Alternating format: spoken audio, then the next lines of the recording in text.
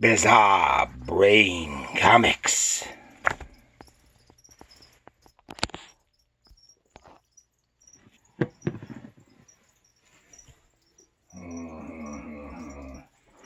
Yes.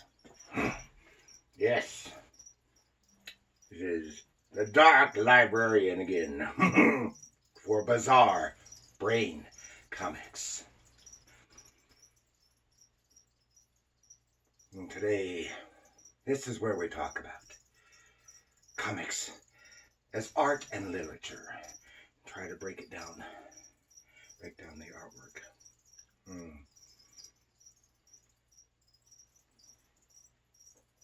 Today, we're going to talk about this little book right here, if you can see it. This is Doctor Strange, trade paperback by Stan Lee. He's the only one credited, but it's mostly Steve Ditko. From 1979. And we're going to, this reprints several stories from the early 60s, early to mid 60s. Doctor Strange from Marvel Comics. And the story we're going to talk about today is Return to the Nightmare World. I'm not sure what year or what issue it was originally presented in because it's not specified.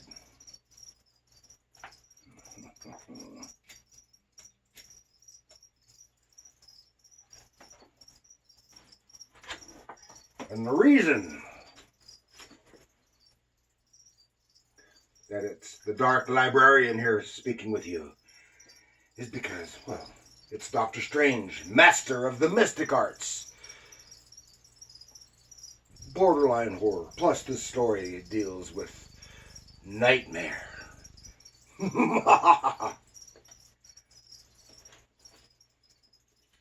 Refer to the Dark Librarian's Big Book of Knowledge. Doctor Strange is a Marvel Comics character. His first appearance was in Strange Tales number 110 and created by Steve Ditko. And he is the Sorcerer Supreme and protector of Earth against mystical threats. And Steve Ditko is an American artist from 1927 to 2018. He's 90 years old. He wasn't a young chick. And at the Cartoonists and Illustrators School, he learned his craft under Jerry Robinson, who was a Batman artist. In 1953, he started his comics career at the Simon Kirby Studio as an inker. That's Joe Simon and Jack Kirby. And he started a long-running association with Charlton Comics, where he worked on several genres, science fiction, horror, and mystery comics, and created the characters Captain Atom and the Ted Kord version of the Blue Beetle and the Question. And this started in the 50s. And during the 50s, he also worked for Atlas, which later became Marvel, doing many monster and sci-fi stories. And in the 60s at Marvel, with Stan Lee, he created Spider-Man and Doctor Strange. And in 1966, he left Marvel through unspecified conflicts with Stan Lee. He worked a lot at DC, creating the Creeper. This was later in the 70s. Creating the Creeper, Shade the Changing Man, and doing independent work. Creating the unusual Mr. A character, and eventually returned to Marvel in the 1980s. And of course, all that time he did a lot of different things, different work, independent, virtually underground stuff. So, by the hoary hosts of Hoggoth, let us visit with the mysterious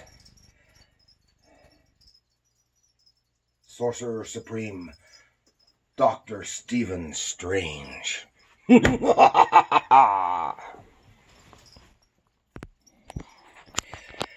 Doctor Strange by Stan Lee. He said this was published in 1979 with a beautiful cover painting by Bob Larkin. In that same year, this novel was published. This was written by William Rossler, also with a cover painted by Bob Larkin, and it also features the villain Nightmare. It's been so long since I've read it, I can't tell you what the plot was about. So let's take a look into the world of Stephen Strange, the Sorcerer Supreme. Return to the nightmare world. So obviously, he's been there before. And this is the villain's character, Nightmare. And that's basically all we know about it.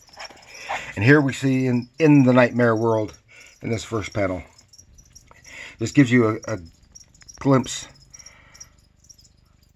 of the bizarre nature of this place. And here's Nightmare. It says, Nightmare, the powerful Nightmare, the cruel, Nightmare, the evil. Let us listen as he addresses one of his helpless subjects. Is the mystic potion ready?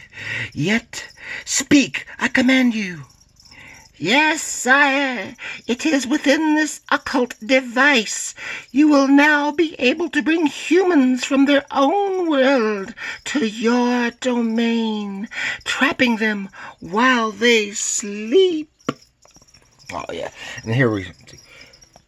It's cool close-up of Nightmare. Yet, you see actually very little of him.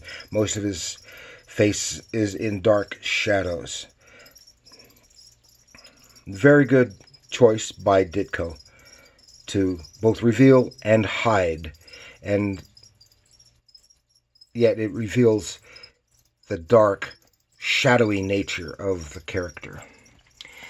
And here he's looking, he says, there's only two mortals who has a chance of thwarting him. That is Doctor Strange and the revered Ancient One, who was Doctor Strange's mentor.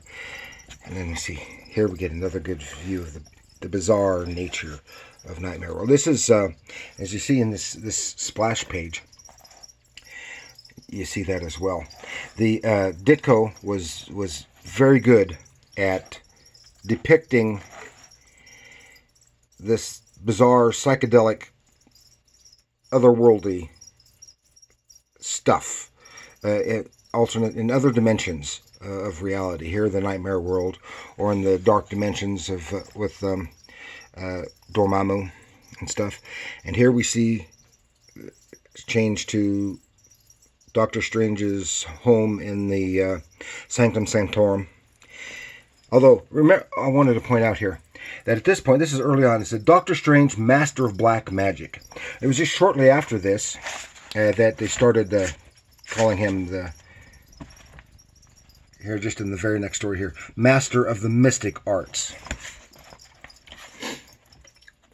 And you can see Strange is looking at the paper. It says, another sleep victim reported. Man cannot be awakened after 2 days of sleep. And the police are there. And there's, what's his name? Juan, I believe. Wing. I've forgotten his assistant's name. And the police have come to Doctor Strange because, plus there's another doctor, they suspect that this is not a natural occurrence. You can see the bizarre nature, the weird, even in just this panel here, just a hint in the background of the rather dark, grim, and bizarre nature of Doctor Strange's home. And so Strange says, yes, I think you might be correct, because he was reading about it. But remember, Doctor Strange is also a physician himself. He wants to go see this victim, and he uses his power to more or less scan him. Said, my enchanted amulet detects a mystic glow, an aura surrounding the patient which cannot be seen by the unaided eye. And this makes him think It is a spell of some sort. Then he goes back, and here again you get to see the very mysterious nature of his Sanctum Sanctorum, just the strange designs, especially the design of that window in the background. He refers to the book of Vashti. Is that what it says? Yeah, book of Vashanti. Almost had it right. There's spells, and here he consults the book, and he has to go into the dream world. Opens a portal, and then his ethereal form leaves his body, and especially in many of the earlier stories, Doctor Strange's body just remained where he was at, and his ethereal form went out and confronted the enemy. And there he is, and he said, "And now to find the answers I seek. I might have known that the source of danger would be here, deep within the nightmare world." And you see in these panels still the bizarre nature. And he has to stay on this little path,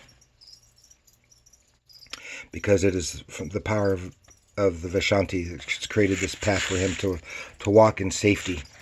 What's that? This viper's jaws right there. He has to pass through. That's bizarre. Nightmare knows that he is there. And he wants to thwart him. And he creates this other doorway. He has to go through the doorway, and there's a... Look. The whole time you see, he's just plain white. It's his ethereal form. It's like his ghost. And he has to stay on the right path, but it diverges. And he uses his amulet to divine which is the correct path, and the false ones fall away. And then he continues on and is attacked directly by Nightmare himself on his flying unicorn. "No matter what evil enchantment you turn my way, it cannot harm me so long as I remain on the path of Hoggoth." And he's almost there. He sees the ethereal forms of the humans there on this platform, floating in the space. But he cannot harm, Nightmare cannot harm directly Doctor Strange, but he can affect the path. The pathway is destroyed, so Doctor Strange removes his ethereal sash and makes it cause a new path along the same way, still as an extension of the path, so it is also safe. He goes to get the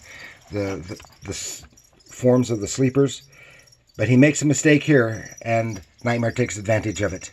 So again, now you see here, this is quite common, although for Steve Ditko, he was good. Very good at anatomy and this weird stuff. He's good at in the mystery horror genre.